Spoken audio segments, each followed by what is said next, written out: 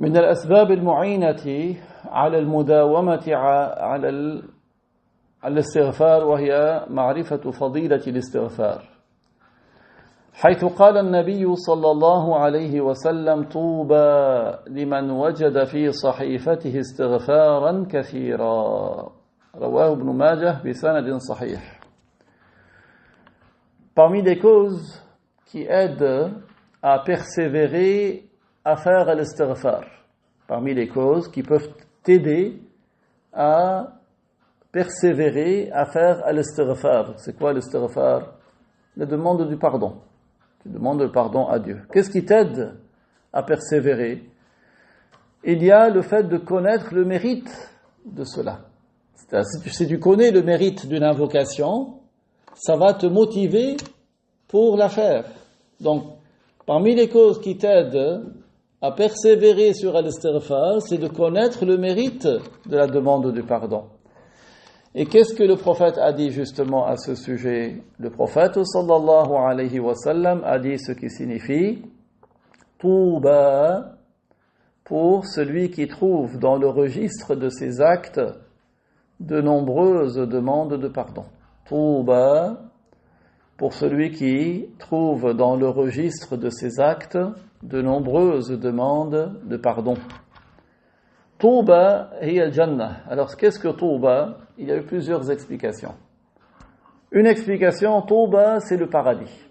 Touba désigne le paradis. Donc ça veut dire le paradis pour celui qui trouve dans le registre de ses actes de nombreuses demandes de pardon. Hadith rapporté par Ibn Majah avec une chaîne de transmission authentique sahih.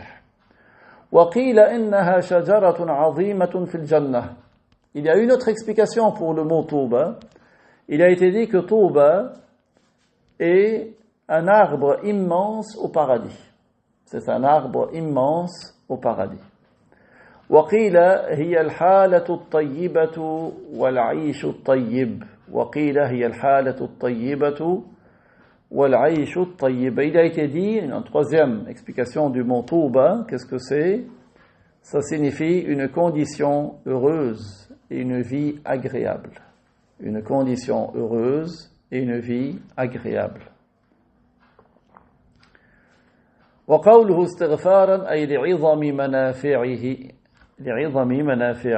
Donc sa parole qui signifie demande de pardon, ça fait référence à l'immensité des bienfaits de l'istighfar. Donc dites beaucoup, au moins chaque jour, Rabbi ghfirli walil mu'minina wal mu'minat, au moins 27 fois par jour.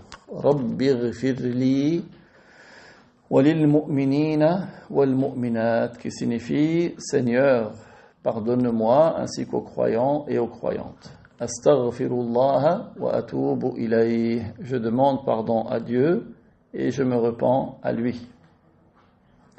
وقال الشيخ عبد الله الهرري رضي الله عنه ونفعنا به حديث لا يزال لسانك رطبا بذكر الله. لا يزال لسانك رطبا بذكر الله. معناه ذكر الله في كل وقت جائز. Et le Cheikh Abdullah al-Harari, que Dieu l'agrée et nous fasse profiter de ses bénédictions, a dit le hadith qui signifie que ta langue ne cesse d'être humide par l'évocation de Dieu. Que ta langue ne cesse d'être humide par l'évocation de Dieu. Yani, reste toujours à évoquer Dieu. Même si tu es tout seul, même si tu es dans la rue, tu es en train de conduire, ou bien tu es dans les transports, ou tu marches, dis La ilaha illallah, La ilaha illallah. Mais tu peux les dire sans que personne ne voit tes lèvres bouger. C'est ta langue. La ilaha illallah, La ilaha illallah, Rabbi ghfirli. Ne cesse pas d'évoquer Dieu. Ce hadith est une preuve qu'il est permis d'évoquer Dieu à tout moment où cela est autorisé. C'est permis d'évoquer Dieu à tout moment.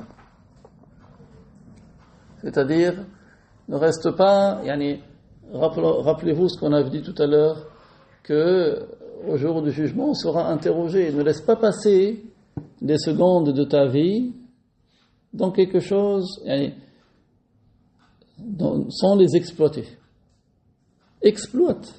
tu as du temps, tu es en train de marcher, ou tu es en train de cuisiner, ou que sais-je, utilise ta langue pour dire La ilaha illallah, sallallahu ala Muhammad. Et ne cesse de utiliser ta langue pour évoquer Allah subhanahu wa ta'ala.